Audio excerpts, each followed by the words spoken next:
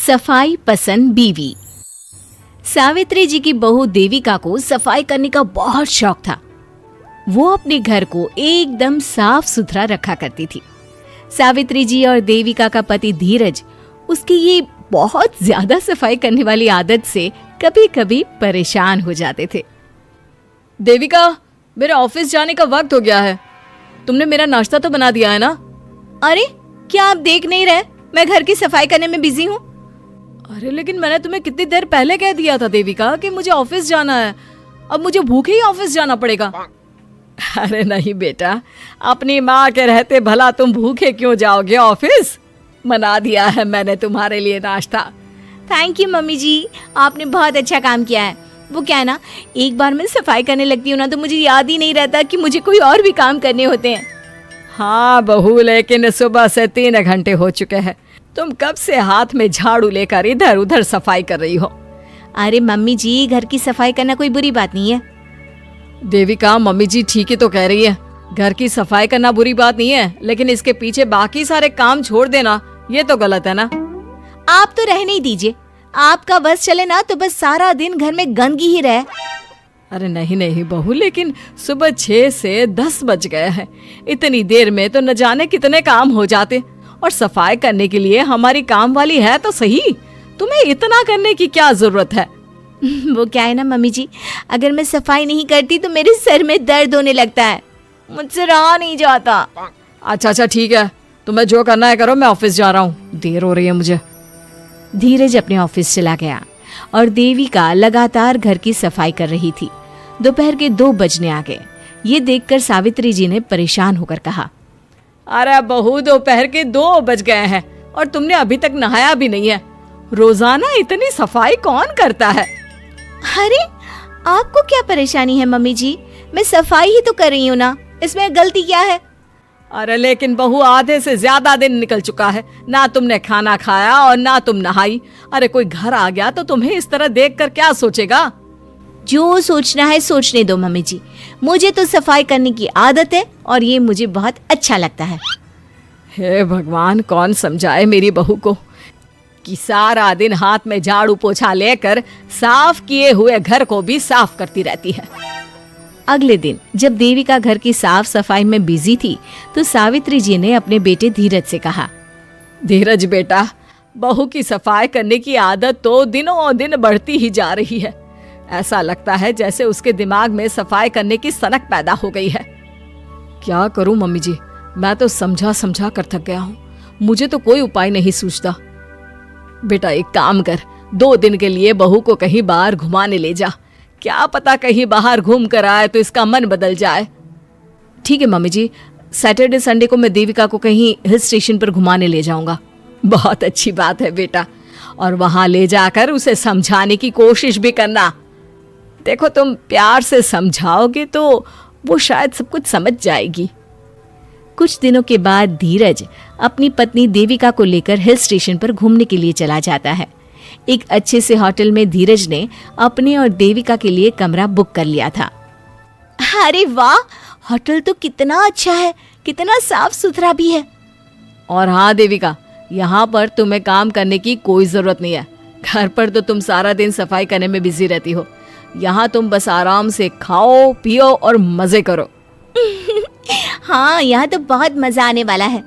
कितने वक्त के बाद मैं बाहर घूमने आई हूँ। अब तुम्हें जो भी ऑर्डर करना है जल्दी से रूम सर्विस पर कॉल करके मंगा लो। देविका ने जल्दी से होटल के रूम सर्विस नंबर पर कॉल किया। जी, हमारे कमरे में 2 चाय और चाउमीन भिजवा दीजिए।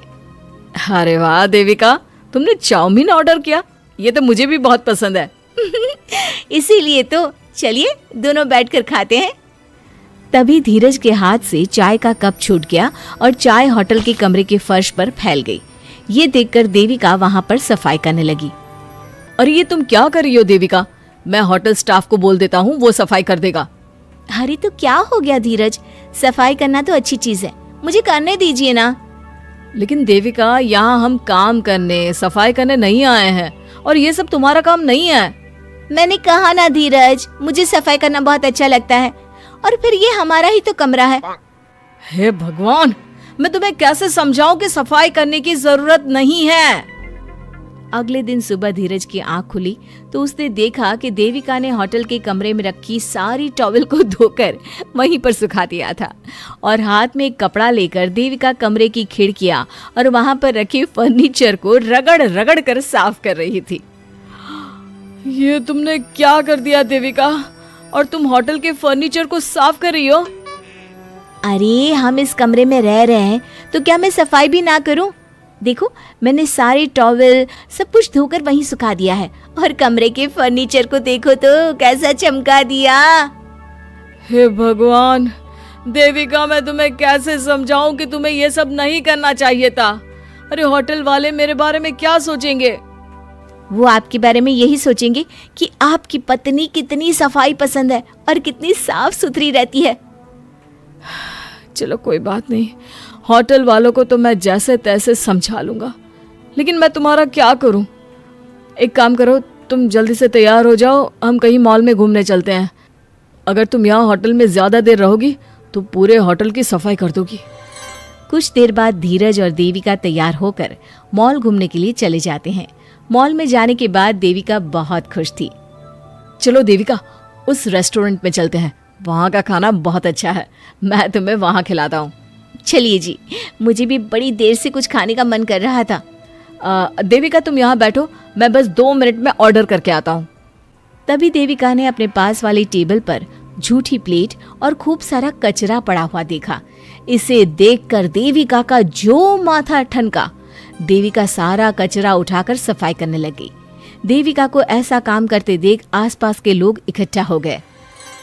अरे इसे देखकर तो नहीं लगता कि ये काम वाली है। इतने अच्छे कपड़े पहने हैं और देखो तो कैसी हरकत कर रही है।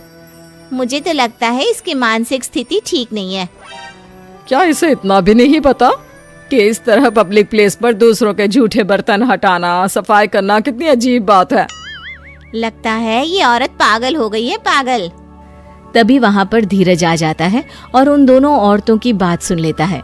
लेकिन देविका सफाई करने में इतनी मस्त थी कि उसे पता ही नहीं चला कि लोग उसके बारे में क्या बातें कर रहे हैं। देविका बस करो, ये क्या कर रही हो तुम? सब लोग तुम पर हंस रहे हैं। अरे सफाई ही तो कर रही हूँ, मैंने क्या गलत कर दिया? देविका चारों तरफ देखो, लोग तुम्हें देखकर तुम्हारा मजाक उड़ा रहे हैं। धीरज की बात सुनकर देविका ने जैसे ही अपने नजरें उठाकर चारों तरफ देखा, उसे समझ में आया कि काफी सारे लोग उसकी तरफ देखकर जोर जोर से हंस रहे थे। ये देखकर वो शर्मा गई। लेकिन ये लोग मुझे इस तरह देखकर हंस क्यों रहे हैं? देखो देविका, सफाई करना अच्छी बात है, लेकिन सफाई के पीछे इस तरह पागल हो जाना ये अच्छा नहीं लगता। आज तुम्हारी वजह से हम दोनों का इतना मजाक बन गया। मुझे माफ कर दीजिए, सफाई को लेकर कुछ ज्यादा ही पागल हो गई थी। आगे से मैं ऐसा कुछ नहीं करूंगी। मैं नहीं चाहता था कि तुम्हें ये बात इस तरह से समझ में आए, लेकिन चलो मैं खुश हूँ। जैसे भी सही, आखिरकार तुम्हें समझ में तो आ गया कि किसी भी चीज के पीछे हद से ज्यादा पागल हो जाना अच्छी बात नहीं होती।